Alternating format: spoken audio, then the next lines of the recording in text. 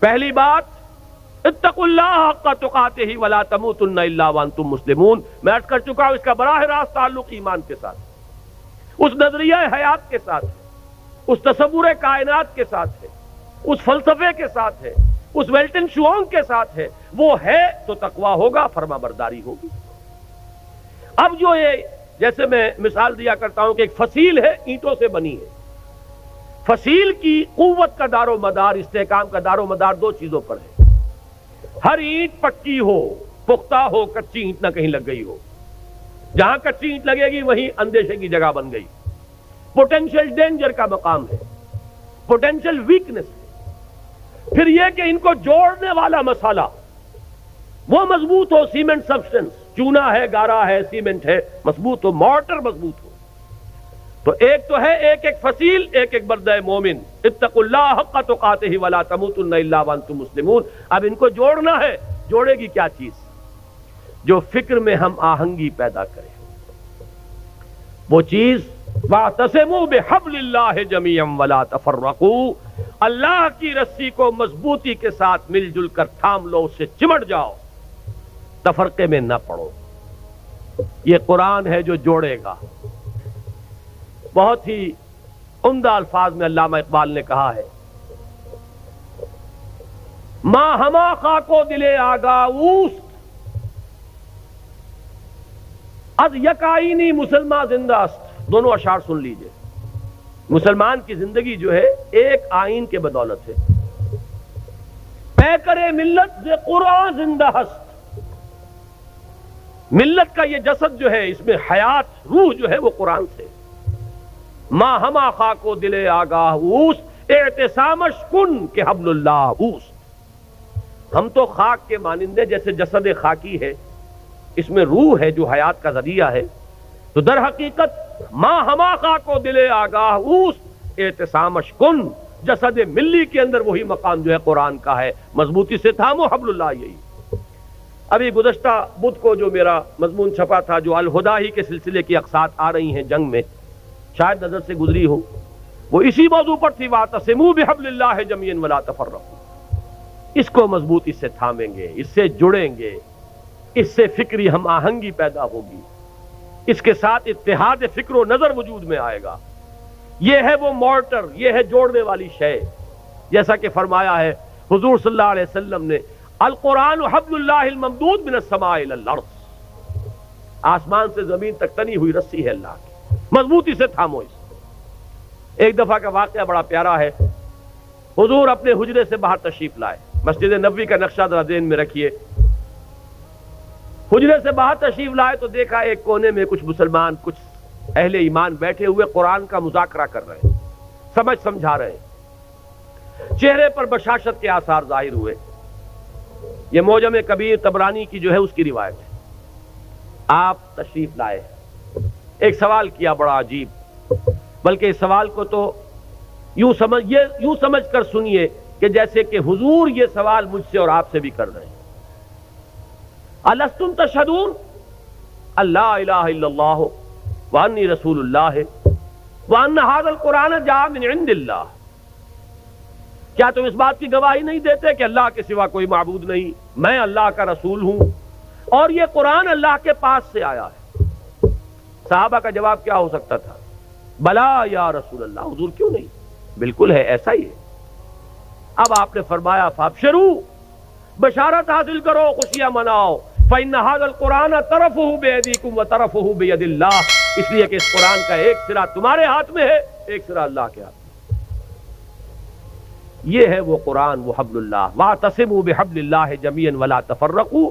اس کے بعد وہ تاریخ کا حوالہ دیا، واذکروا نعمت اللہ علیکم اذ کنتم اعداء فألف بین قلوبکم. یاد کرو احسان جو اللہ کا تم پر ہوا جبکہ تم دشمن سے، ایک دوسرے کے خون کے پیاسے تھے. اوس اور خزرج کی دشمنی چلی آ رہی تھی 100 برس سے، قبیلے لڑ رہے تھے. پھر اللہ تعالیٰ نے تمہارے دلوں میں الفت پیدا کی، ایمان کی الفت، مقصد کی ہم آہنگی، نظریات کا اشتراک. وَكُنْتُمْ عَلَىٰ شَفَا حُفْرَةٍ مِّنَ النَّارِ. جب بھی ان الفاظ سے گزرتا ہوں ایسے محسوس ہوتا ہے جیسے ایک حدیث میں الفاظ آئے فیہ ذکرکم، یہ جو قرآن ہے اس میں تمہارا ذکر ہے، اور بلکہ اس سے پہلے الفاظ ہیں فیہ خبر ما قبلکم ونبأ ما بعدکم وحکم ما بینکم۔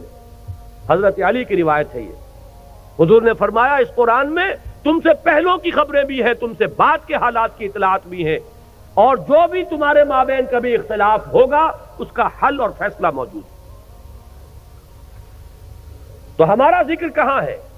کنتم علی شفا حفرۃ من النار، تم تو آگ کے گڑھے کے کنارے تک جا پہنچے تھے، فانقذکم منہا، تو اللہ نے تمہیں اس سے بچایا اور نکالا۔ آج جو حالات پاکستان کے، اس کا تھوڑا سا نقشہ میں نے کھینچا تھا، زیادہ تفصیل میں جانے کا وقت نہیں ہے۔ میرا جو نقطہ نظر ہے میثاق میں اس ماہ کے پرچے میں وہ آ چکا ہے تفصیل سے، لیکن یہ کہ ذرا بھی آنکھ کھلی ہو، شعور کی آنکھ، اور حالات کا کوئی مشاہدہ ہو رہا ہو، تو یہ بالکل رائٹنگ آن دی وال کی طرح یہ حالات سامنے موجود ہیں۔ ہم آگ کے تباہی کے گڑھے کے کنارے تک پہنچ چکے ہیں۔ اللہ بچا سکتا ہے، اسے قدرت حاصل ہے، لیکن یہ بچاؤ ہوگا اسی طور سے جس طور سے کہ اس وقت اس نے بچایا تھا، محمد الرسول اللہ کے ذریعے سے بچایا تھا صلی اللہ علیہ وسلم۔ حضور فرماتے ہیں کہ میری اور تمہاری مثال ایسی ہے کہ آگ کا ایک الاؤ ہے، تم اس میں کود پڑنا چاہتے ہو اور میں تمہارے کپڑے پکڑ پکڑ کر گھسیٹ رہا ہوں۔ اس طریقے سے اسی نسخے کو اختیار کریں گے تو بات بنائے گی۔ وَاذْكُرُوا نِعْمَةَ اللَّهِ عَلَيْكُمْ إِذْ كُنْتُمْ أَعْدَاءً فَأَلَّفَ بَيْنَ قُلُوبِكُمْ فَأَصْبَحْتُمْ بِنِعْمَتِهِ إِخْوَانًا وَكُنْتُمْ عَلَى شَفَا حُفْرَةٍ مِّنَ النَّارِ فَأَنْقَذَكُم مِّنْهَا كَذَلِكَ يُبَيِّنُ اللَّهُ آيَاتِهِ لَكُمْ آيَاتِهِ لَعَلَّكُمْ تَهْتَدُونَ۔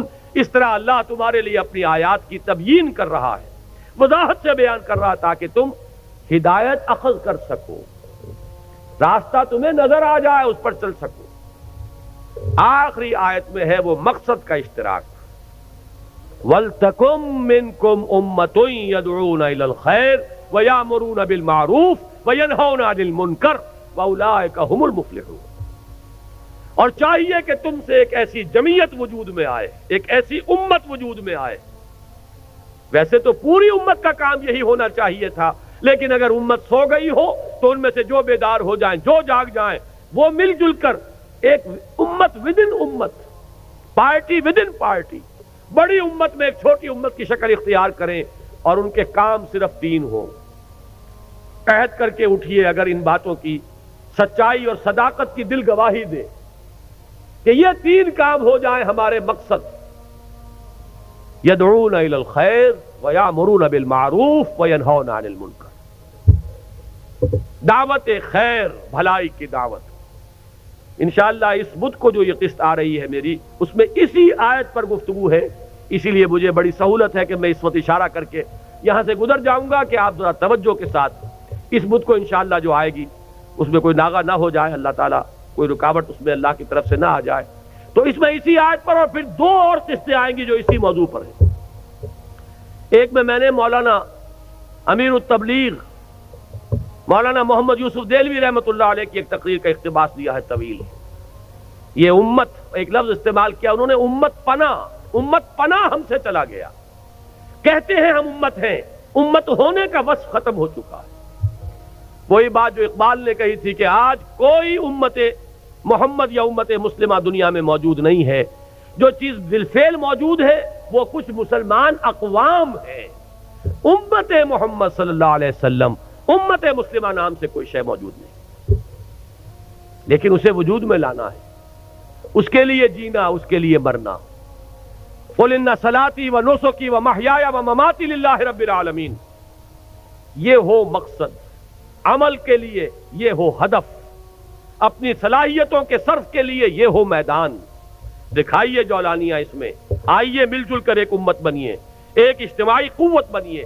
اللہ کرے گا تو یہی قوت، اسی کو وسعت حاصل ہوگی، اسی سے وحدت ملے گی، اسی سے اتحاد ہوگا، اور یہ ہوگی وہ شے کہ جس کی اس وقت ہمیں سب سے زیادہ شدید ضرورت ہے۔